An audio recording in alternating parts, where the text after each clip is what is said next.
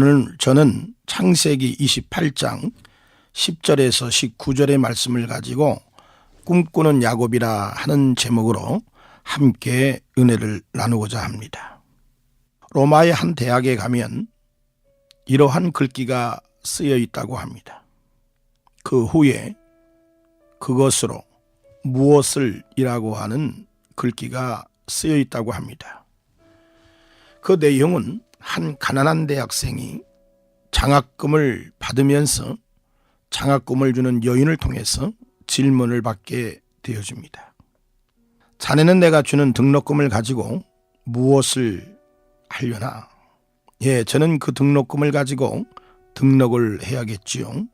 그러면 그 대학을 졸업한 후에는 자네가 무엇을 하려나?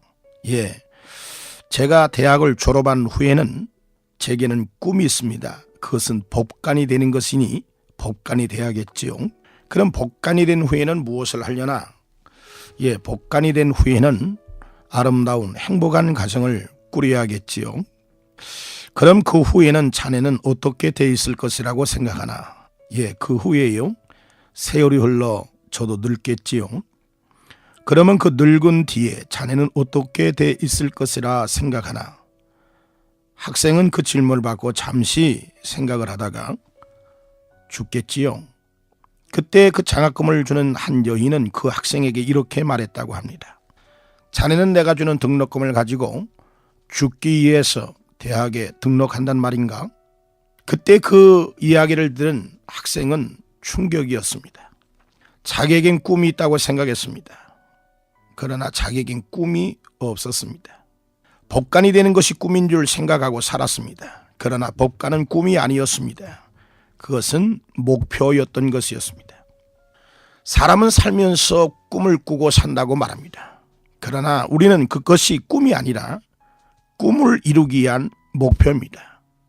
무엇을 위해서 법관이 되어야 되는 것이고, 무엇을 위해서 장관이 되어야 되는 것이고, 무엇을 위해서 과학자가 되어야 되는 것인가요? 성경에 오늘 야곱이라고 하는 사람은 꿈을 꾸는 사람입니다. 요셉이라고 하는 사람도 꿈을 꾸는 사람이었습니다. 다니엘도 꿈을 꾸는 사람이었습니다. 그런데 하나님은 그들의 꿈속에 나타나셔서 그들을 향한 하나님의 섭리를 하나님께서 말씀해 주셨습니다. 그리고 그들은 그 하나님의 섭리 속에 소망을 두고 살았습니다. 성경이 말하는 꿈은 하나님의 섭리를 이루어 드리기 위해 사는 것이 꿈입니다. 다시 말씀해 하나님의 섭리는 인류를 구원하는 것이었습니다. 그래서 우리의 꿈은 하나님의 구원의 역사를 이루어 드리는 것이 우리 크리스찬들의 꿈인 것입니다. 그래서 그 꿈을 꾸다 보면 우리에게는 목적이 생깁니다. 그것은 하나님께 영광이라고 바울은 고백하고 있습니다.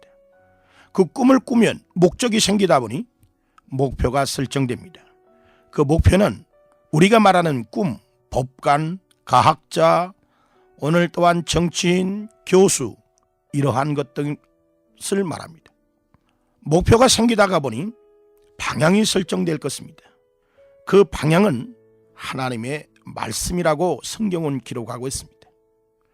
방향이 설정되다가 보니 오늘 그 꿈을 이루기 위해 방법을 갖게 됩니다.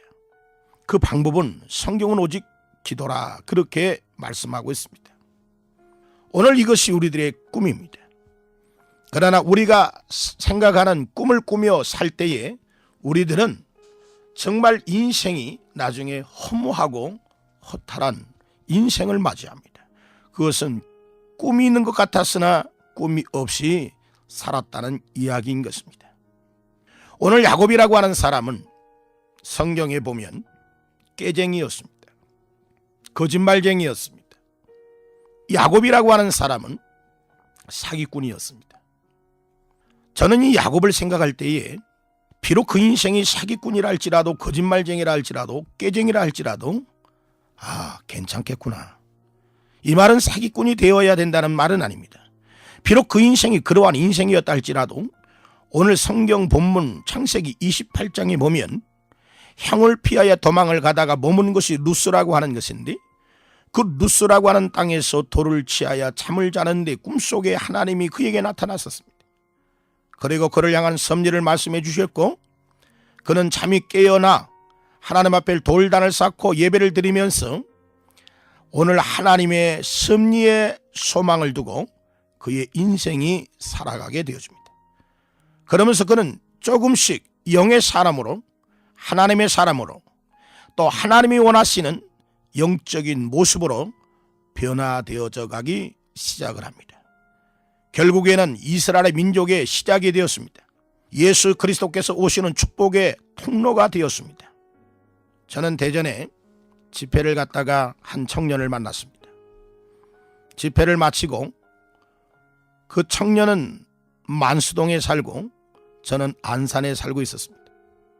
그래서 가는 길이기에 그 청년을 태우고 함께 동행을 하게 되었습니다. 그때 청년은 저에게 그러한 말을 했습니다. 4일 동안 함께 집회를 해보니 너무 편안하고 또 형님처럼 느껴져서 자기의 인생을 이야기하고 싶다고 했습니다. 그래서 한번 이야기를 해보라고 했더니 자기는 28인데 정가가 18범이라고 말했습니다. 정가 18범이 되었던 이유는 가정의 문제 때문이었습니다. 그래서 그는 방황하면서 소년원을 드나들고 교도소를 드나들기 시작을 했습니다. 그러다 성인이 되어서 교도소에서 이제 형을 치르고 있을 때에 교도소 선교팀을 통해서 예수님을 만나게 되었습니다. 그리고 형을 다 치른 후에 출감을 하고 그는 이제 주일만 되면 성경을 들고 교회를 가기 시작했습니다. 교회를 갔다 와서는 성경을 집에 한 구석에 던져놓고 또 주일이 되면 성경을 들고 교회를 갔습니다. 그렇게 수많은 시간을 보내다가 스스로 그렇게 생각이 들었다고 합니다. 이것은 아니다. 이것은 예수 믿는 것이 아닌데. 그래서 그는 성경을 들고 오늘 기도원에 올라가서 기도를 드리기 시작을 하는데 기도가 잘 되지도 않고 말씀이 또 잘 들어오지도 않더랍니다. 그런데 한 찬양 사역자를 통해서 이제 찬양을 듣고 있는데 자기의 마음속에 하나님께서 이렇게 말씀하더랍니다. 너의 찬양을 통해 내가 영혼을 살리리라. 그래서 그는 너무 기뻤고 기도를 하면서 하산을 하고 그 찬양 사역자를 도우면서 사역을 하다가 교도소 선교팀을 만나서 소년원과 교도소를 선교하는 선교 사역을 감당하게 되었습니다. 한날 소년원을 갔을 때 선교단을 이끄는 단장이 오늘은 자네가 간증을 좀 한번 하게나. 그래서 자기가 걸어왔던 인생을 얘기하며 내가 만난 예수님을 증거했더니 그 소년원에 있는 아이들이 다 눈물을 흘리며 울더라 합니다. 그리고 자기를 찾아와서 형, 나도 형처럼 예수 믿으면 안 될까? 그러면서 많은 학생들이 예수님을 영접하고 구원받게 되더랍니다. 그리고 사역을 하다가 인천 만수동에 있는 150명 되는 교회에 찬양 사역자로 사역을 가게 되었습니다.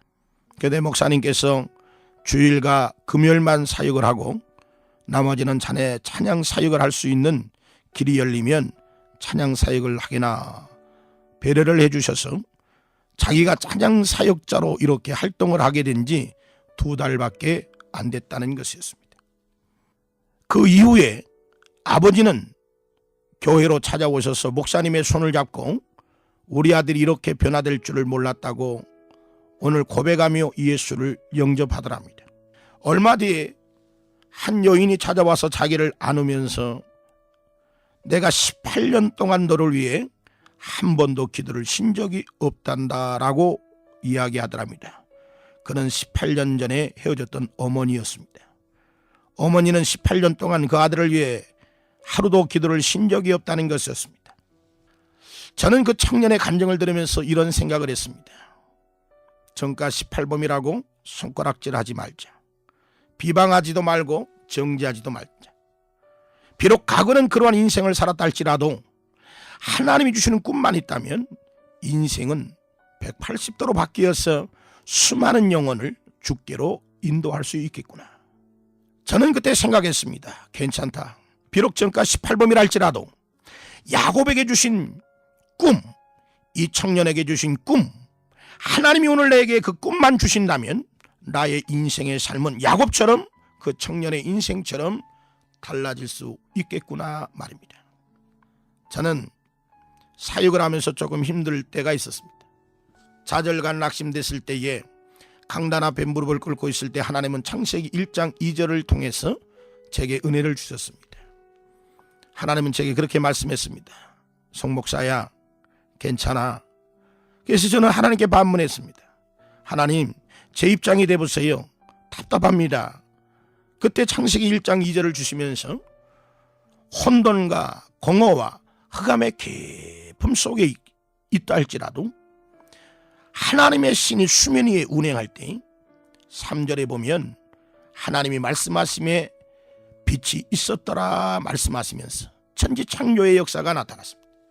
비록 여러분의 인생이 혼돈과 공허와 흑암의 깊음 속에 있다 할지라도 하나님의 신이 여러분의 인생에 운행해 주신다면, 하나님의 신을 통해서 여러분에게 꿈만 주신다면 여러분의 인생은 달라지게 될 것입니다. 말씀을 정리하고자 합니다. 비록 여러분의 인생이 야곱처럼 좌절과 절망의 늪 속에 있다 할지라도 오늘 하나님이 야곱에게 주신 꿈만 꾼다면 여러분의 인생은 한이에 가득 차오며 여러분의 인생은 달라지게 될 것입니다. 야곱은 그 꿈을 꾸고 아침에 잠에 깨어 일어나서 돌단을 쌓습니다. 여러분, 야곱은 꿈을 잊기에 하나님께 예배했습니다.